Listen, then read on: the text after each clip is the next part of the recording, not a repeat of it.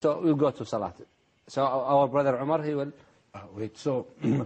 Kalimitan na pagkatapos yumakap sa Islam, minsan ang nagiging problema ng isang bagong Muslim ay kung paano niya isasagawa ang kanyang pagdarasal.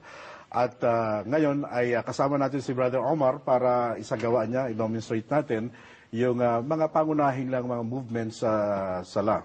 Okay.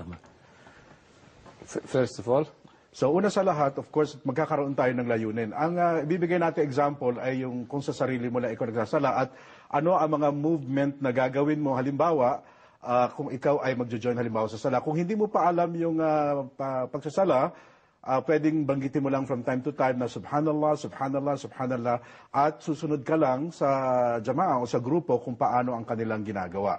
Pero ito, pakikita natin kay Omar kung ano ang gagawin mo halimbawa kung ikaw ay magsasala. Una, of course, yung tinatawag na takbiratul ihram para ikaw ay pumasok sa tinatawag na estado ng pagdarasal. Ang takbiratul ihram ay itataas mo ang iyong kamay sa pagitan ng iyong tenga at ng iyong balikat at sasabihin mo na Allahu Akbar. Okay. At ang kanang kamay ay ipapatong sa kaliwang kamay. Ito ay matapos mong of course magkaroon ng intention, no? At yung mga condition ay namit mo. Okay. Nakatingin ka lamang kung saan mo ilalapat ang iyong muka sa pagpapatirapa habang ikaw ay nakatayo at ang panimula, of course, ay yung panalangin. Tinatawag ito na dua al-istiftah, yung opening dua. Sasabihin mo ay Subhanaka Allahumma wa bihamdika wa tabaraka ismuka wa ta'ala jadduka wa la ilaha ghayruk. Tapos yung pagpapakutkop sa Allah, A'udhu billahi minash shaitanir rajim, Bismillahirrahmanirrahim. Ngayon, dahil ikaw lang mag-isa, dire-diretso yung pagbanggit mo. Yung Al-Fatiha ay iyong babanggitin. Bismillahirrahmanirrahim. Alhamdulillahi Rabbil Alamin. Ar-Rahmanirrahim. Maliki yawmiddin. Iyaka na'budu wa iyaka nasta'in. Ihdina siratal mustaqim. Siratal ladzina an'amta 'alaihim ghairil maghdubi 'alaihim waladdallin.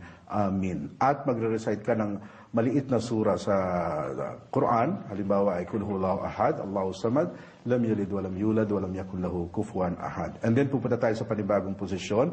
Sasabihin mo ay Allahu Akbar, tataas mo yung kamay mo at papunta ka sa posisyon ng ruku. Ito yung tinatawag na posisyon na ruku kung saan ay ang iyong mga kamay ay nakahawak sa iyong mga tuhod na ito ang mga daliri ay nakakalat at nakatingin ka pa rin kung saan mo ilalapat ang iyong mukha sa pagpapatirapa samantalang ang iyong likod ay pantay. Ngayon, kung hindi mo kaya may pantay, ay okay na yan kung hanggang saan ang kaya mo. At habang nasa ganitong posisyon, ay babanggitin mo ang panalangin sa Arabic, Subhana Rabbil Ala, Subhana Rabbil Adim, Subhana Rabbil Adim, Subhana Rabbil Adim. Maaari mo itong banggitin ng 3 beses, 1 o 3 beses. Of course, kung may imam, tahimik ka lang doon sa sarili mo. At pagkatapos mong banggitin yan, Sami Allahu liman hamida, kasabihan kamay, Rabbana walakal hamd, at ibabalik mo yung posisyon na yon.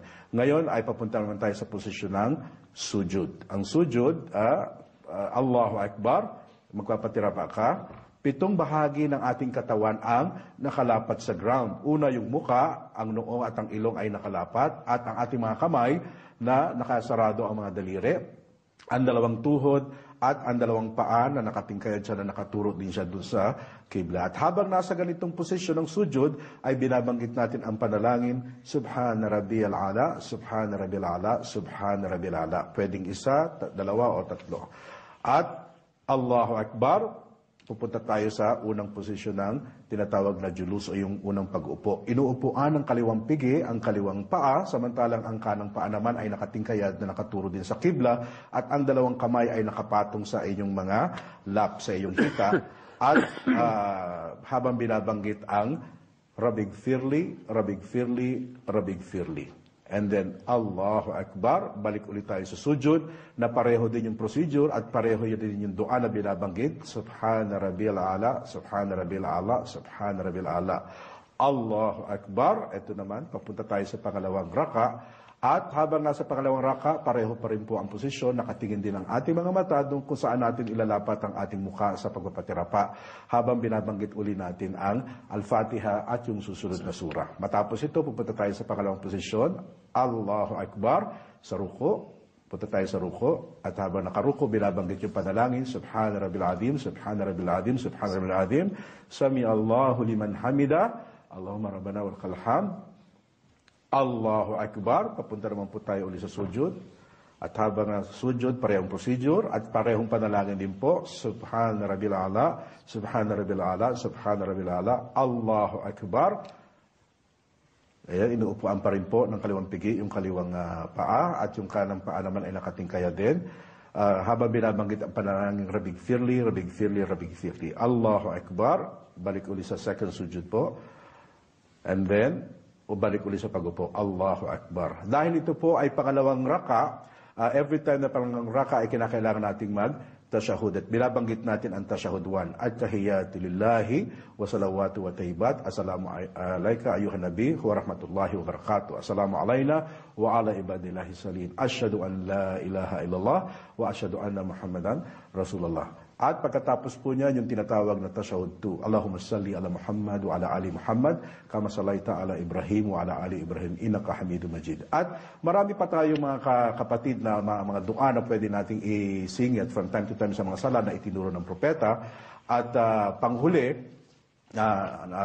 nababanggitin natin, na gagawin natin, ay yung tinatawag na taslim. Binabanggit natin yung taslim, yung assalamualaikum warahmatullah. Assalamualaikum. Tutingin tayo sa kanan, Assalamualaikum warahmatullah, at sa kaliwa po, Assalamualaikum warahmatullah. So, dito natatapos ang ating sala, at kung tayo po ay nasa grupo o nasa jama o kahit sa bahay lang po tayo nagsasala, magkaroon muna tayo ng konting katahimikan, no? Dahil meron tayong mga sunna o yung mga pag-uugali na pagdarasal na ginagawa matapos po ang sala. So, we say, Allahu Akbar, Allahu Akbar.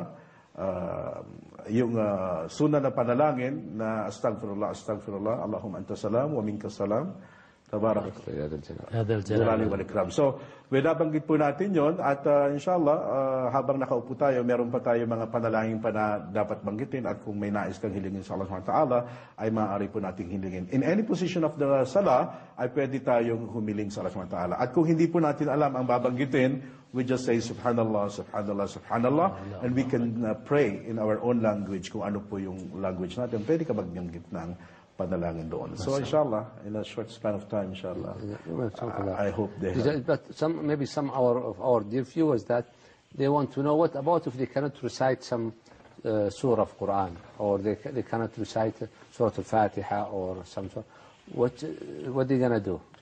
Okay, the best... Just imagine